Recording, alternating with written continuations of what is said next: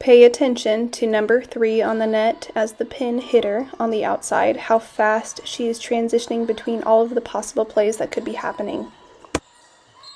If we slow it down here, she transitions quick from the serve. Now she's in her base, ready to block.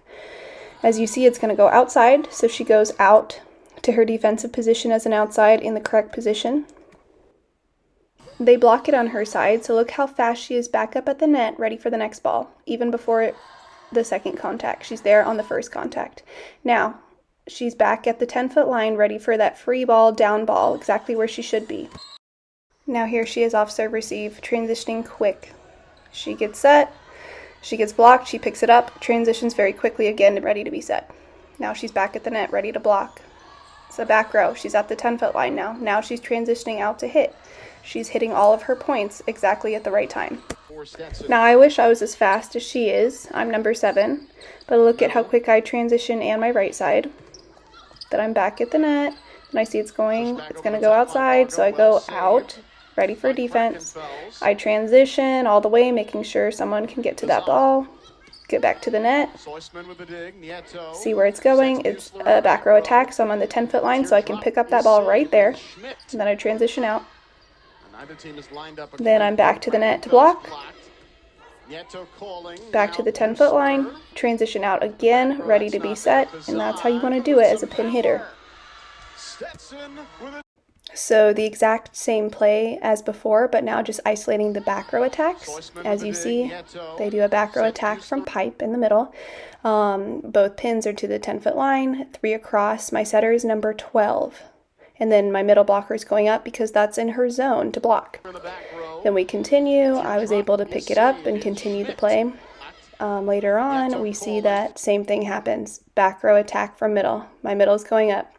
The 2 pins are on the 10-foot line, ready for that free ball, 3 across at the back row. Here's an example when number 12, the setter is front row. As you see, we still get off 3 across in the back row, and then still 2 off at the 10-foot line, the pins, and then the middle blocking. The defense lineup when my setter is back row, number 12, 3 across. And then when she's front row, she's still playing defense because that's what the ball entails. She's on that 10-foot line. I am as a right side, number 7. As you see, we all transition out to hit. I get blocked, I transition yet again, ready to hit. Side gets set, I'm back at the net, ready to block. I see that it's a free ball, so I go to my free ball zone. I'm able to pick up that free ball, and then going to hit is secondary. Here we go, serve receive, I transition out to hit. I get set. I don't go right up to the net because I see that no one's going to be set right side until I see that. Then I go to the net, but then I transition off for free ball very quickly. We are serving here. I switch quickly, ready to go defend that middle. I'm jumping up to block. Thankfully, my libero is there to pick up the tip. I transition, ready to hit, able to do a power hit there. I'm front row, pulled back, passing the first ball. Then I transition to hit, making sure the pass goes first before my hit. Here's an even better example of me passing that ball and then transitioning to hit.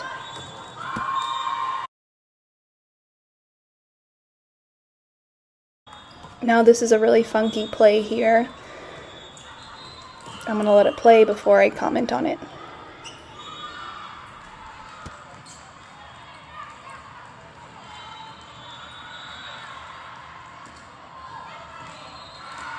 I'm going up to block the middle. But as you see, the defense gets broken a little here. Now typically after blocking I would always transition to hit, but because of where the setter passed the ball, which was more in my zone, I had to ensure that the ball wasn't coming to me if I needed to make that second contact, and my libero kind of flew in there and took that second contact as she should. Now it could have gone the other way around where she wasn't there fast enough and I would have had to take that second ball. That is exactly what I mean when I say 1 + 1 does not always equal 2 on the court. Even though we know the libero or whoever's in left back should take the second contact, it's not always going to be that. If the setter passes in my zone, then I might need to take the second ball, and that is a broken play you have to just work through as a team. As you see, we recovered from that, and I went back to the net. Then I came off, ready for an attack, got a free ball, passed it up, transitioned out, ready to hit. So replaying the footage one more time, as you see it was quite a broken play, but it didn't end up like that at the very end, because we all knew the spots we needed to go to in our jobs, and we were back and transitioning quick. We were able to make a very good kill out of this play that seemed very sporadic at the beginning. Long rally transitions, pay attention to the setter and the pins when they release. Here is another long play I'll break down, and this is what I mean when I say staying ahead of the play. As you see on our side, we're able to get an attack every single time. On the other side, they're sending free balls over. And it's because we are in the right positions at the right time in order to be able to make it look more organized on our side. And it doesn't look like we're doing anything too crazy. These are all adult players who played D1, D2, so we are all kind of moving effortlessly, but we know the spots we need to go to according to the play, especially the multiple free balls being sent to us.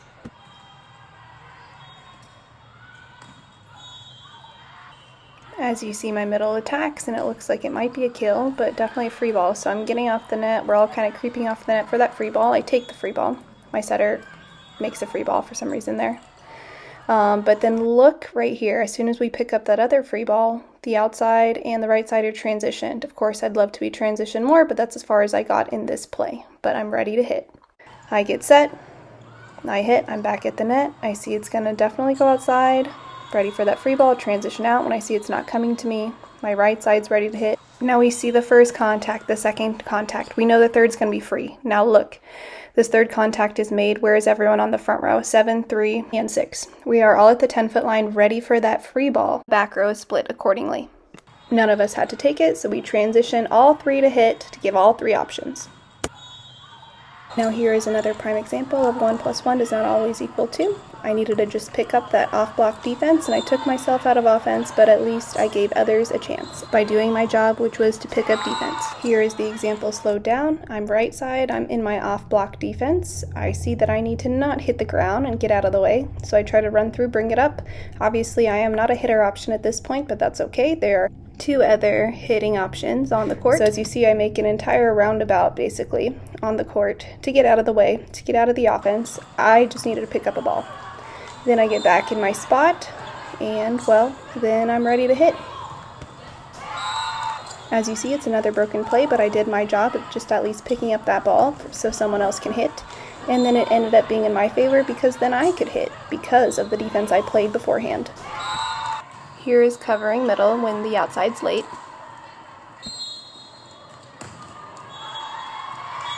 I have a right side I should block that I was paying attention to, so I was a little blindsided with the middle set. As you see, I'm nowhere near to block the middle, so instead I go in to go pick up that tip because I'm late. I pick it up, and I'm able to transition out to hit. Here is a slower view of me not picking up on blocking in the middle, so instead I made myself useful and I picked up the tip, even though my priority was probably to double block with that middle, but I was late, so I gave myself another job, and it ended up working out for us because she did tip. Someone needed to pick it up, which was me. I had to give a good pass as much as I could in that situation and then try to transition. Here I am transitioning off of what is basically a free ball, and I'm set, ready to hit. Notice how high I passed this ball in order to give myself time to transition.